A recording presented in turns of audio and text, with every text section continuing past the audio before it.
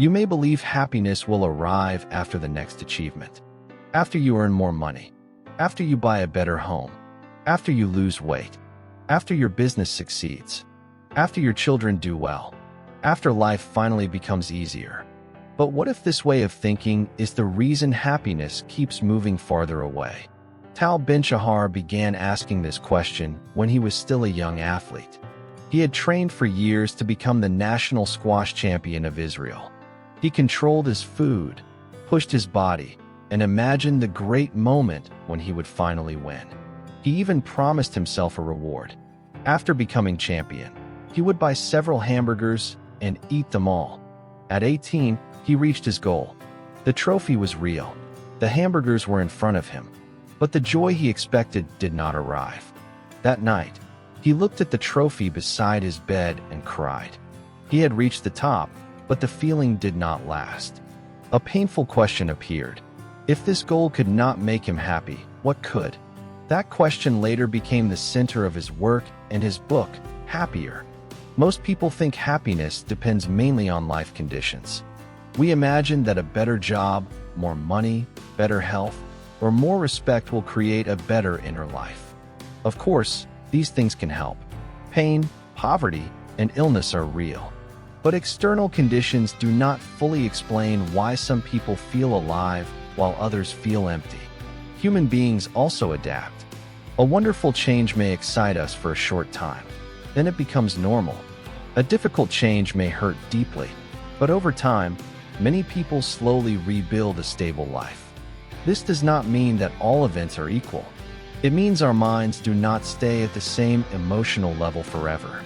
We get used to new conditions. So happiness cannot come only from improving the outside world.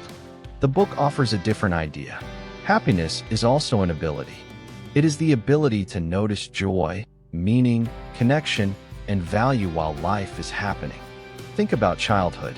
A holiday could feel magical because of new clothes, simple food, games, family visits, or a small gift. Years later, we may have more money and more freedom, yet feel less excited. The event did not become smaller. Our ability to feel it became weaker. A similar idea appears in an old Chinese story. Confucius praised his student Yan Hui, who lived with very little food and comfort but did not lose his inner joy. The lesson is not that poverty is good. The lesson is that meaning and peace do not always depend on perfect conditions. Some people can still notice what is valuable, even during a difficult season. The opposite of happiness is not always sadness. Sometimes it is numbness. You eat a good meal, but hardly taste it. You sit with someone you love, but keep checking your phone. You reach a goal, but immediately compare yourself with someone ahead of you. Good things are present, but they cannot reach you. This is why happiness must be practiced, not only chased. Ben-Shahar explains this with 4 common ways of living. Each one is based on how we treat the present and the future. The first is the pleasure seeker. This person wants to feel good now and does not care about later. They spend without thinking, avoid hard work, or choose short pleasure even when it creates long pain. The present feels good, but the future pays the cost. The second is the hopeless person. The present feels bad, and the future also looks dark. This person may stop trying because experience has taught them that effort changes nothing. Psychologists call this learned helplessness. When someone faces the same pain again and again, with no clear way out, they may learn to stop looking for an exit. Later, even when a door is open, they remain in the same place. This can happen in ordinary life. A person fails several interviews and decides, no company will ever want me. Someone has one painful relationship and says, love always ends badly. A student struggles with math and concludes, I am just not a math person. The problem is not only the difficulty. The deeper problem is the belief that change is impossible. The third way of living is the most common. Ben-Shahar calls it the rat race. The rat racer sacrifices the present for the future. This person says, I am unhappy now, but I will be happy later. Later may mean graduation, promotion, marriage, retirement, financial freedom, or one final business goal. The person keeps holding their breath and pushing forward. But every finish line creates another finish line. You buy your first car and soon want a better one. You reach one income level and immediately choose a higher target. You finish one difficult project and begin worrying about the next. The goal itself is not the problem. The problem is using the goal as permission to live. This person treats today like a waiting room.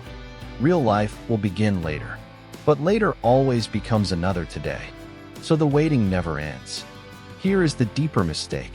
We often believe success causes happiness, but in daily life, happiness can also support success.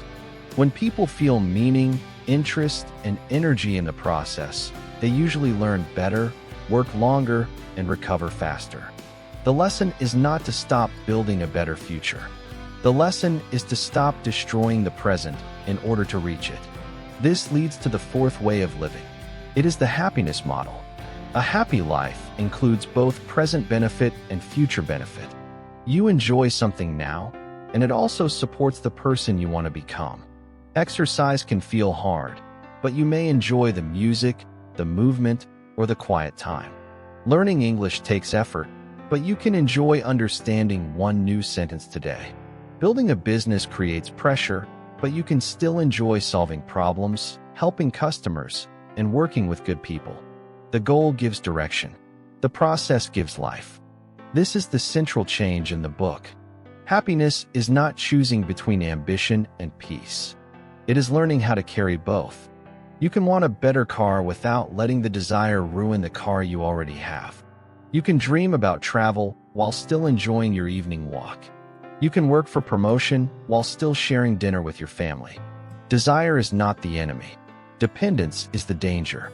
When you tell yourself, "I cannot be happy until this happens," you give one future event control over your whole emotional life. Ben-Shahar uses a helpful contrast. One mindset is like drowning. You hold your breath and tell yourself, "Just survive this exam. Just survive this month. Just survive this project." Life feels like staying underwater until you can finally breathe. But after one problem ends, another begins. So you spend years without breathing. The other mindset is like a trip to the mountains. The destination matters, but the trip has value too. You enjoy preparing your bag. You enjoy traveling with friends. You may feel tired while climbing, yet still feel alive.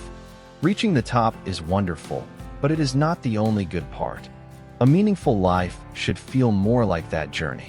The most important question is not, "What goal will finally make me happy?" A better question is, "How can I move toward my goal without losing my life on the way?" Understanding this idea is useful, but daily life changes only when we practice it. Step 1. Notice the good that already exists. This does not mean pretending that everything is perfect. It means training your attention to see what your busy mind usually ignores. Once a day, pause for 1 minute. Name 3 simple things that are good right now. Maybe your body can walk. Maybe someone sent you a kind message. Maybe you have clean water, a safe room, a useful skill, or 10 quiet minutes. Be specific. "My life is good" is too general. "I enjoyed the warm sunlight on my face" is easier to feel. This practice lowers the emotional level needed for happiness. You stop waiting for a huge event and begin noticing small sources of life. Step 2. Check your present and future balance. Before making an important choice, ask 2 questions. Will this give me some value now? Will this also support my future? A choice does not need to be easy to have present value. Studying may be difficult, but the subject can still feel interesting. Work may be tiring, but the task can still feel meaningful. If something only gives pleasure now and creates damage later, change it. If something only promises future success and makes every day empty, change the way you do it. For example, do not only set the goal, learn English. Choose a method you can enjoy this week. Watch a useful video. Read a simple story. Study with a friend. Keep the future goal, but improve today's experience. Step 3.